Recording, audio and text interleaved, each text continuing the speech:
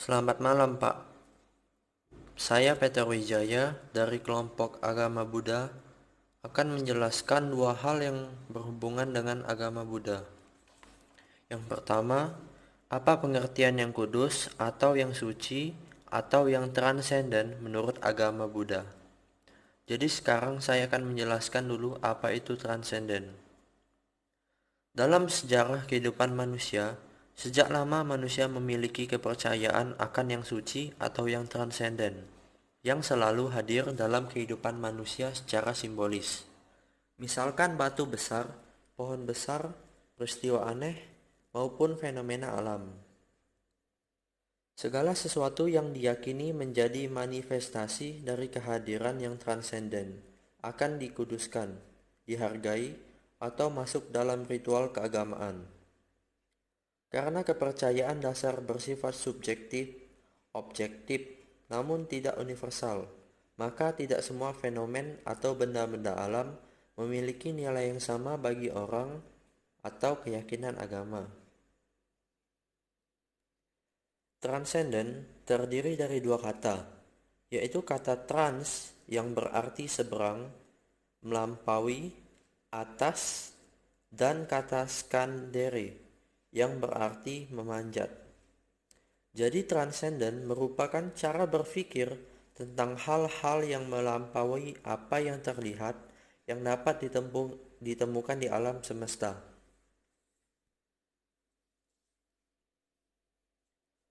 Dalam Buddhisme, transendensi menurut definisi adalah milik makhluk fana dari alam eksistensi tanpa bentuk.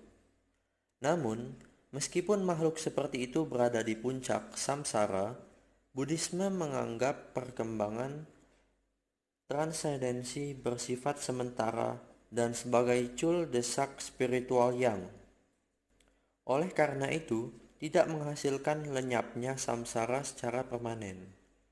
Pernyataan ini adalah pembeda utama dari guru Sramana lainnya selama pelatihan dan pengembangan Buddha Gautama sendiri.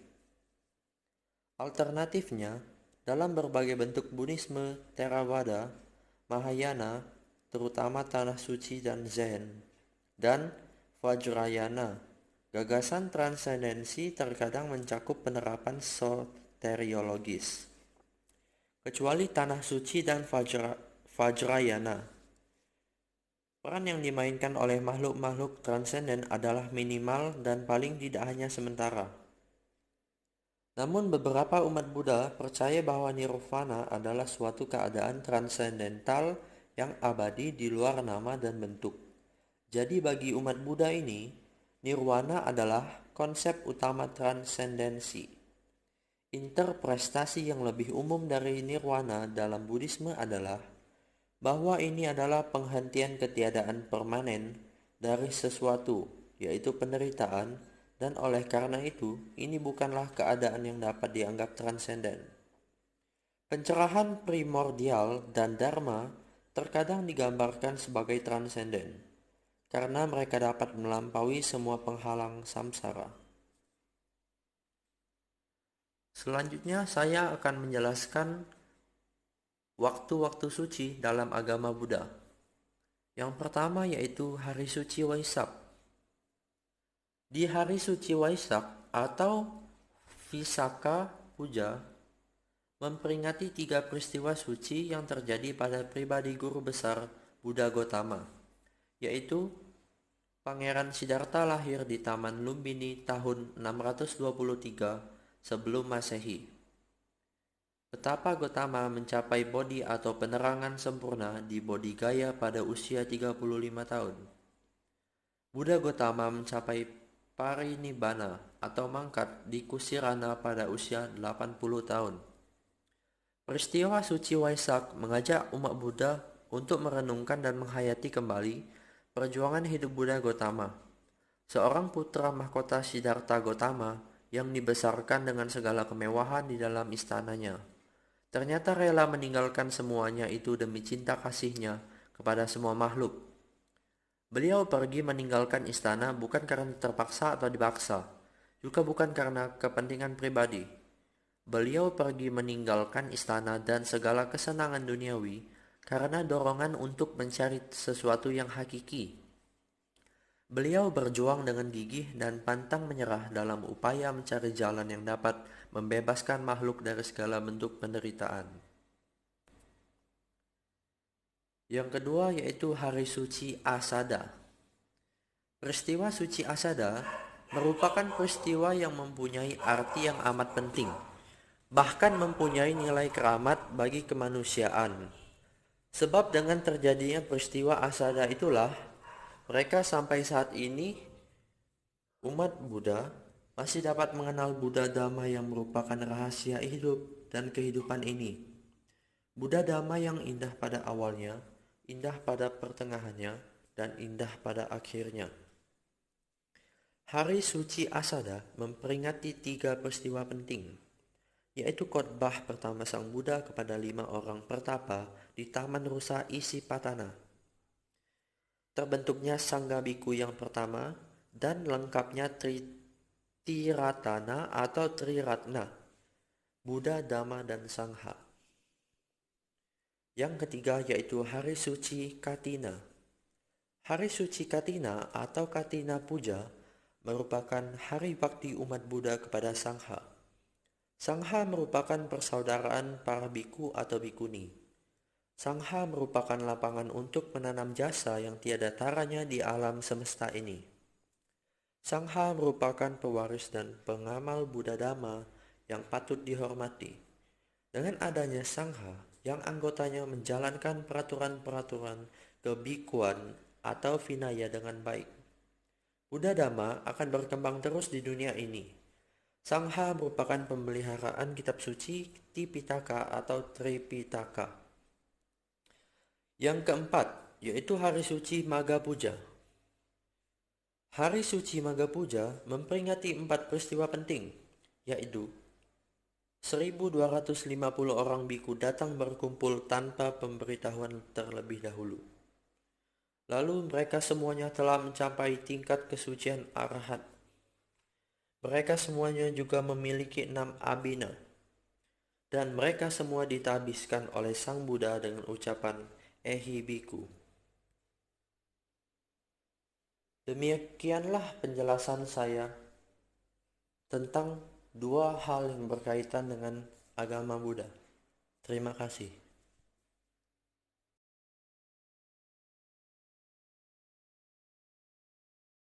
Namo Buddhaya. Selamat malam Pak, perkenalkan nama saya Rizky dari kelompok agama Buddha. Di sini saya akan mempresentasikan mengenai basic trust dalam agama Buddha. Di sini saya mendapatkan deskripsikan tempat suci dalam agama Buddha. Menurut Buddha Gautama dikatakan telah mengidentifikasi 4 tempat yang paling layak untuk ziarah bagi para pengikutnya, dengan mengatakan bahwa mereka akan menghasilkan pengalaman spiritual. Keempat tempat ini adalah yang pertama Bodh Gaya. Bodh Gaya ini terletak di negara Bihar, India. Kota ini adalah lokasi kuil Mahabodhi. Kuil ini adalah tempat ibadah dan tempat ziarah yang paling penting. Kuil Mahabodhi menyimpan apa yang diyakini sebagai pohon Bodhi, di mana Sang Buddha menerima pencerahan dan kebudahan. 2. Lumbini. Kota Nepal ini adalah lokasi tempat yang merupakan tempat kelahiran Buddha Gautama.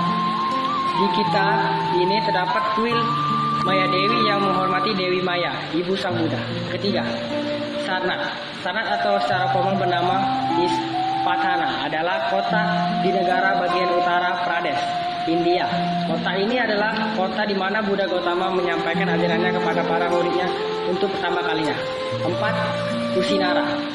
Kota yang sekarang Kusinagara ini juga berada di Uttar Pradesh, India. Kota ini merupakan kota di mana Buddha Gautama meninggal dan meraih parnivana atau pembebasan dari siklus hidup dan mati. Soal yang kedua yaitu jelaskan simbol-simbol atau benda-benda dalam agama Buddha. Simbol-simbol dalam agama Buddha itu ada 8. Yang pertama Arca Buddha. Arca Buddha adalah lambang keluhuran. Lambang ini sebagai penghormatan guru agung Buddha begitu luhur. Guru Buddha sangat dihormati dan beliau telah mengajarkan dharma kepada dewa dan manusia. Lalu yang kedua stupa. Stupa bentuknya seperti genta. Agama Buddha, stupa adalah salah satu dari objek yang dihormati umat Buddha. Stupa banyak dijumpai di Candi Borobudur di India kuno.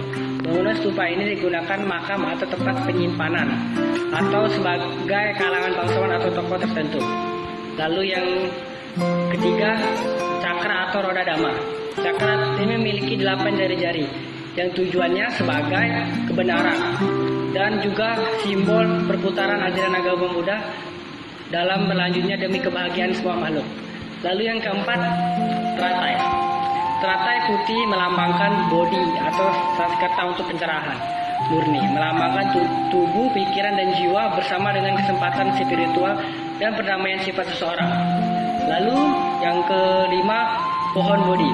Pohon bodi menghasilkan udara segar selama berabad-abad. Pohon ini telah menyediakan ruangan dan perlindungan bagi manusia maupun makhluk hidup lainnya.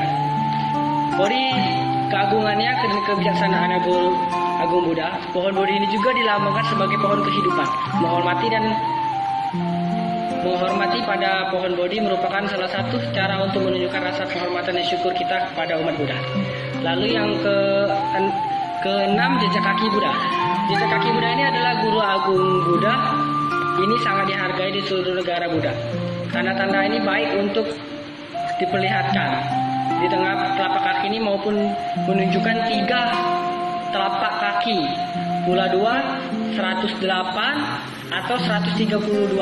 Dari tanda-tanda istimewa guru agung Buddha, jejak kaki agung Buddha ini digunakan sebagai pelambangan atas diri guru agung sebelum pelambangan agung Buddha dalam bentuk palung manusia. Lalu yang ketujuh, bendera Buddhis. Bendera Buddhis ada 6 warna. Yang pertama, biru. Biru itu berarti bakti. Kuning berarti bijaksana, merah berarti cinta kasih, putih berarti suci, dan jingga berarti semangat. Lalu campuran 5 warna berarti kegiatan praktik dari mana makna kelima warna bendera Buddhis tersebut. Lalu ke-8, swastika. Swastika itu berasal dari bahasa Sanskerta yang artinya menjadikan sebagai akhirat, sebuah palang dengan panjang ke-4 lengan yang sama. Ujung setiap lengannya mengubah arah ke kanan. Terkadang beberapa titik ditambahkan pada masing-masing lengannya. Swastika merupakan simbol kuno yang telah digunakan sebagai budaya untuk melambangkan kehidupan, keberuntungan, dan juga kekuasaan, kekuatan, dan matahari. Begitu pula dalam tradisi ajaran agama Buddha, swastika melambangkan hal-hal yang baik dan positif. Saya itu juga swastika mempresentasikan jejak kaki guru agung Buddha. Swastika kerap kali digunakan sebagai tanda atau ikon dalam sebuah teks Buddhis. Sekian dari presentasi saya. Apabila ada kata-kata yang salah, saya mohon maaf, dan kepada Tuhan saya mohon ampun.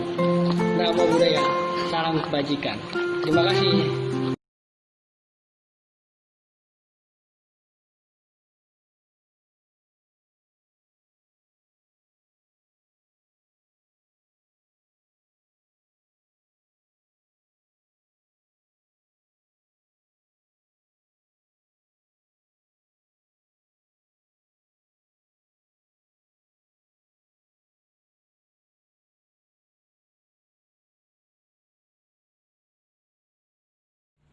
Puja sebagai penghormatan memungkinkan untuk dilakukan dengan berbagai cara, dapat berupa persembahan dengan materi seperti dengan persembahan makanan, buah, dupa, bunga, dan lain-lain, maupun perilaku seperti sopan santun, ramah tamah, rendah hati secara fisik seperti bersikap anjali, namaskara, maupun mental seperti praktik cinta kasih, kasih sayang, serta memiliki pandangan benar.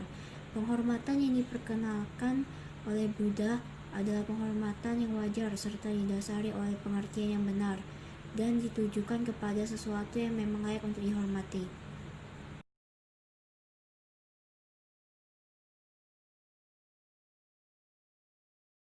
Amisa puja artinya menghormat dengan materi atau benda, misalnya memuja dengan mempersembahkan bunga, lilin, cendana, atau dupa. Amisa puja dilaksanakan bermula dari kebiasaan Biku Ananda yang setiap hari mengatur tempat tidur, membersihkan tempat tinggal, membakar dupa, menata bunga, dan lain-lain. Mengatur penggiliran umat untuk menemui dan menyampaikan dana makanan kepada Buddha. Pati-pati puja artinya menghormati dengan melaksanakan ajaran Dhamma, mempraktekkan sila, samadhi, dan pana. Kebaktian merupakan salah satu praktik Patipati Puja. Patipati Puja merupakan cara menghormat paling tinggi kepada Buddha. Dengan melaksanakan ajaran agama Buddha berarti telah menghormati Buddha. Seperti kisah Bhikkhu Attadatta yang berusaha keras mencapai arahat sebelum Buddha parinibbana.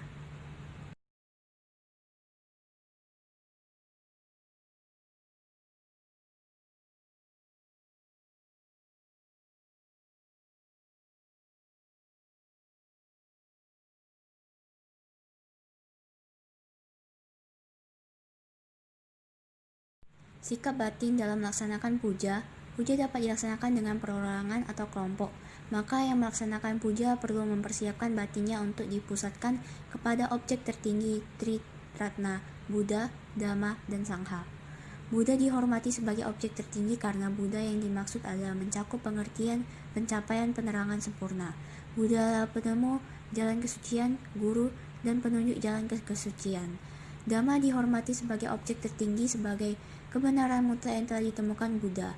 Dhamma adalah jalan kesucian itu sendiri. Sangha dihormati sebagai objek tertinggi karena Sangha merupakan pasamuan para makhluk suci Arya Punggala.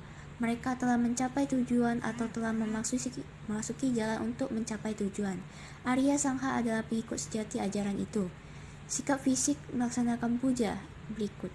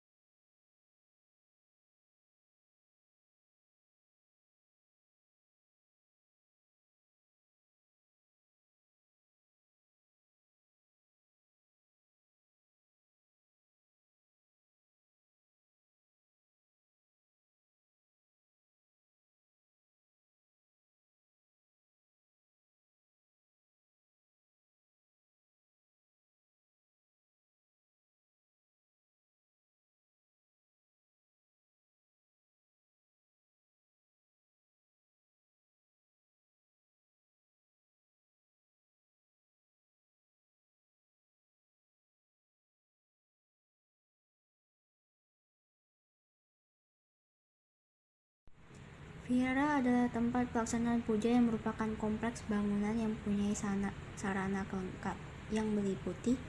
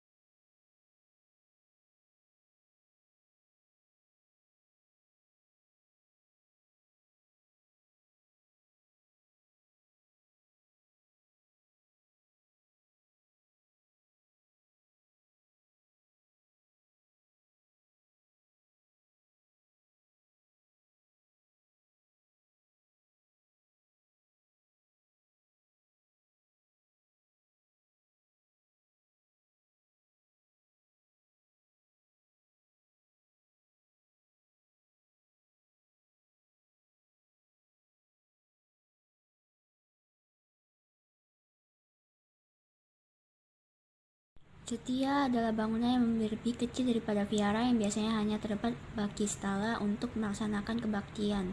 Ada beberapa jenis cetia yaitu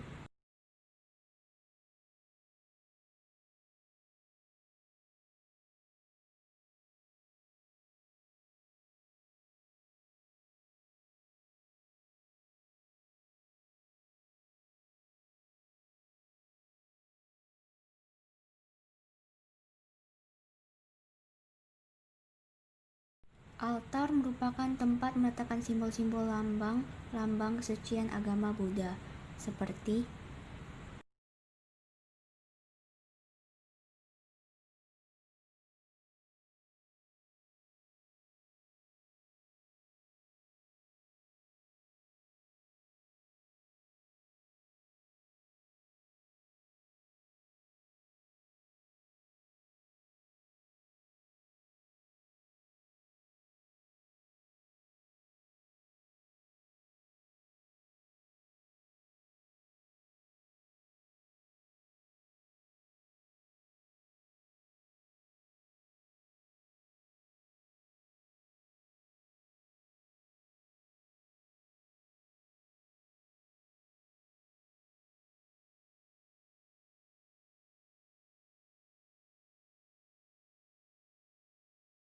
Bentuk stupa melambangkan pemikiran terpusat, merupakan tempat untuk menyimpan relik Buddha atau para arahat.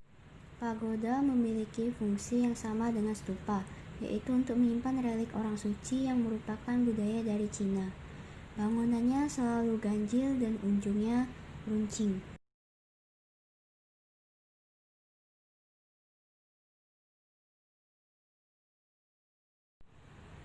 Upacara Siripada Puja dilaksanakan untuk menghormati Sang Buddha yang telah membabarkan Dharma. Sang Buddha meninggalkan telapak kaki di tepi sungai Namata sebagai tanda bahwa umat Buddha harus melaksanakan dan mengikuti jejak Sang Buddha dan melakukannya dalam kehidupan sehari-hari. Dalam upacara Buddha tersebut, umat Buddha membawa lilin, dupa, dan bunga yang diletakkan dalam nampan yang terbuat dari janur atau kertas berwarna-warni untuk dilarungkan di sungai atau danau. Sebelum melarungkan benda-benda tersebut, terlebih dahulu umat berdoa dalam hati untuk menghormati dan memuja Sang Buddha yang telah membabarkan Dhamma untuk kebahagiaan seluruh umat manusia. Sebenarnya upacara ini bisa dilakukan kapan saja, baik perorangan maupun kelompok. Namun pada umumnya dilakukan pada perayaan Hari Besar Sang Buddha, pada perayaan Festival Buddhis di GTC Tanjung Bunga, Makassar, pada bulan Oktober 2009. Upacara ini dilakukan selama 7 hari. Di Thailand, Ulai Bante Bodhi, mereka merangkai bunga seindah mungkin dan kemudian dilarungkan. Di Indonesia, upacara ini pertama kali dilakukan pada 31 Mei 2007, diikuti oleh 2.345 peserta. Upacara Siripada Puja diprakarsai oleh Ketua DPD Walubi Jawa Tengah, David Hermanjaya, dan pelaksananya dikoordinir oleh Bante Bodhi didampingi oleh Romo Pandita Sudijo Kusumo.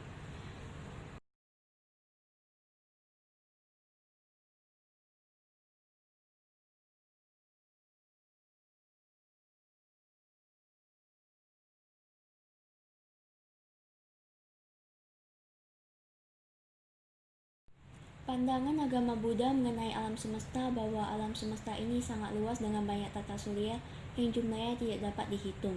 Istilah dunia diartikan sebagai penderitaan. Bagian menarik ini mengacu pada 4 kebenaran mulia yang ditemukan oleh Sang Buddha sendiri dengan pengetahuan intuitifnya. Dalam agama Buddha, Buddha mengapresiasi peran hutan, pohon, alam yang sangat bermanfaat bagi kehidupan. Kata fana atau hutan dalam Dhammapada digunakan oleh Buddha sebagai perumpamaan kata-kata penuh arti diberlakukan bagi konteks dunia saat ini. Tebanglah hutan atau nafsu sampai habis, jangan tinggalkan satu pohon pun. Dalam buku Parita Suci, agama Buddha pada bagian Karaniya Metta Sutta menyebutkan bahwa hendaknya kita berpikir semoga semua makhluk berbahagia.